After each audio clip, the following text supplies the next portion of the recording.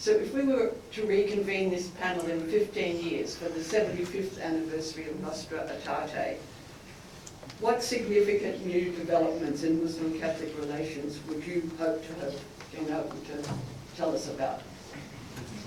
Do I get to dream big? I guess I'm going to go back to the 2 points that I just briefly alluded to in my remarks. I don't mean any disrespect to Nostra Aetate. It was a profound revolutionary document. It was a document written by human beings, and so no document written by human beings is going to be perfect and complete, even within its own context. The arc of that document is kind of like a bit evolutionary and sort of teleological in terms of, the indigenous traditions that are not part of the world religions, which by the way is a very kind of colonialist construction.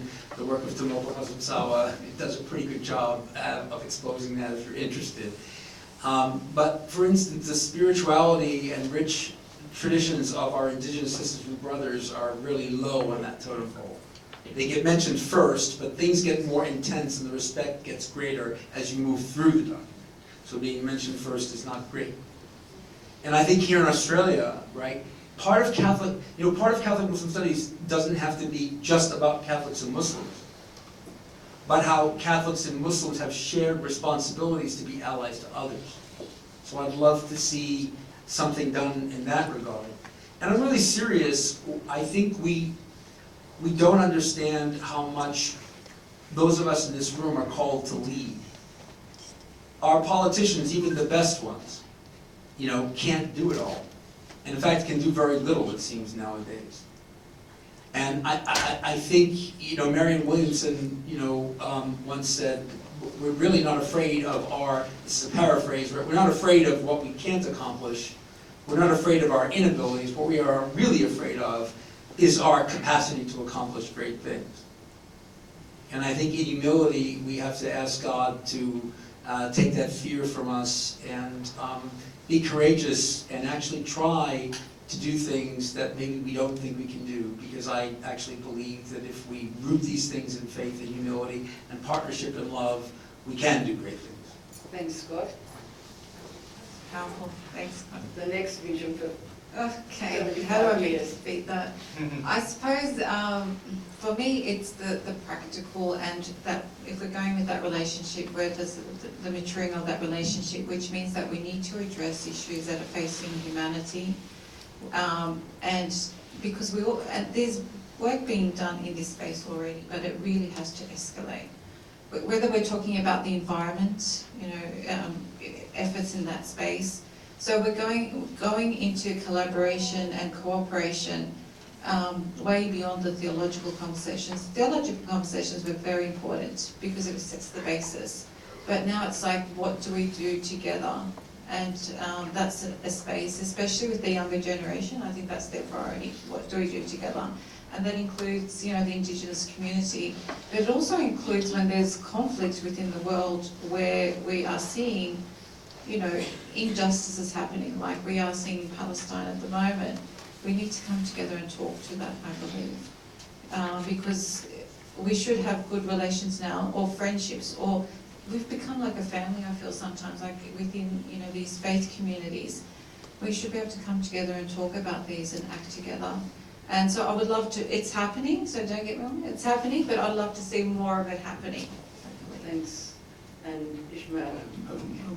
My thought also similar to Zuleyah's understanding, really. Recently I come across very interesting expression. Generally, my Catholic friends, when they define the theology, they say faith-seeking understanding. And I come across a sentence that says we have to change this one, practice-seeking understanding. I think one of the popes, I don't remember, one of them says, our faith changed the world. And I learned in this university, this, as Scott mentioned, dialogue of life, dialogue of action, and theological, exchange or spiritual or religious experience. But really we have to focus on our action-based activities, because every religious tradition and every faith is very precious. Even non-faith people are very precious for us. We don't exclude anyone. But for us, for me, my humble understanding, you know, half of the world is really consists of Muslims and Christians. And these are, geographically speaking, they are really very diverse and widespread.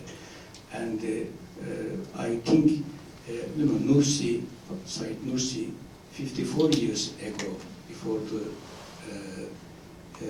Second Vatican Council, he talks about Muslim-Christian collaboration. If my dream for you know 50 years of Nostra Aetate, really we have to establish complete trust to each other, and my Catholic friends' concern will be my own concern, and my concern will be his concern or her concern, and really we have to, you know, the modernity, we are blessed with many technology and modern and secular life, but it comes with various diseases, also modern diseases. I don't think so we can, as an individual community, overcome these problems. And really, after 15 years, I want to see all these Muslims and Christians and all other believers, but mainly Muslims and Christians, shoulder to shoulder, and raise their voices and solve these practical problems. You know, we are, you know, global poverty, you know, the violence, and you know, ignorance, environmental crisis. These are all spiritual crises. Actually, we have to really overcome it with our sincere and dedicated collaboration. Thank you. Thank our panel.